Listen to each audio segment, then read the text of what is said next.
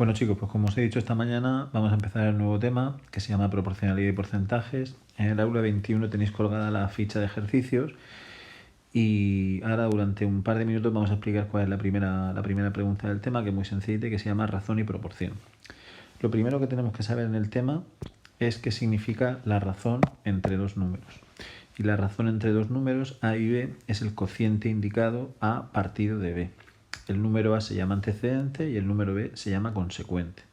Es decir, que la razón simplemente es la división entre dos números. Si os preguntan cuál es la razón entre 2 y 3, pues la razón entre 2 y 3 será 2 partido de 3. Si por ejemplo os dijesen, en un centro escolar hay 9 profesoras y 12 profesores, ¿qué relación numérica existe entre el número de profesoras y el número de profesores? Pues como hay 9 profesoras y hay 12 profesores, pues la razón sería 9 partido de 12. Luego, si os fijáis, cuando hablamos de razón, realmente estamos hablando del mismo concepto que vimos en el tema de fracciones. La única diferencia es que cuando nosotros hablábamos de fracciones, decíamos que en tanto el número de arriba como el número de abajo tenían que ser números enteros, y cuando hablamos de razones no es necesario que los dos números sean números enteros, pueden ser números decimales.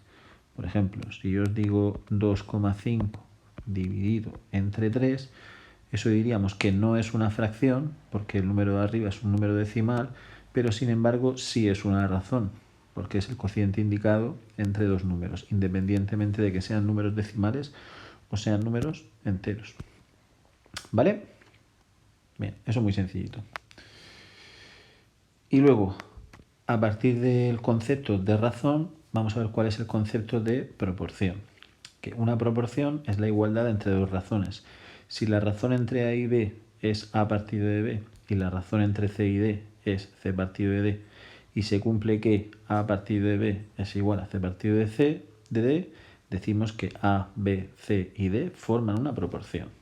Vale, esto así escrito parece muy difícil, pero es una chorrada. Aparte es exactamente lo mismo que vimos en el tema de fracciones con las fracciones equivalentes. Si yo tengo la razón A partido de B y ocurre que la razón A partido de B es igual a C partido de D, ¿vale? Es decir, si estas dos razones son iguales, entonces decimos que estos cuatro numeritos, estas dos razones, forman una proporción.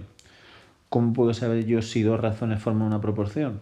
Pues igual que comentábamos, cómo comprobamos si dos fracciones sean equivalentes. Por ejemplo, imaginaros que tengo la razón 3/6 y tengo la razón 4/8.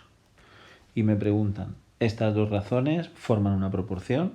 Pues lo único que tengo que hacer es multiplicar en cruz 3 por 8 y 6 por 4 y comprobar si esas dos multiplicaciones me dan el mismo resultado. En este caso, como 24 es igual a 24, pues decimos que esos cuatro números, el 3, el 6, el 4 y el 8, formarían una proporción. ¿Vale? ¿Qué tenéis que intentar vosotros hacer para mañana?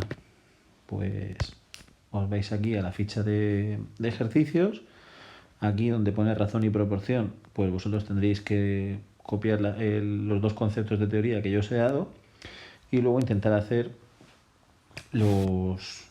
por ejemplo, pues del ejercicio 1 vamos a hacer del apartado A al apartado B, del ejercicio 2 vamos a hacer del A al D, del ejercicio 3 vamos a hacer también del A al D y ya está, esos tres ejercicios. Ejercicio 1 del A al E, ejercicio 2 del A al D y ejercicio 3 del A al D.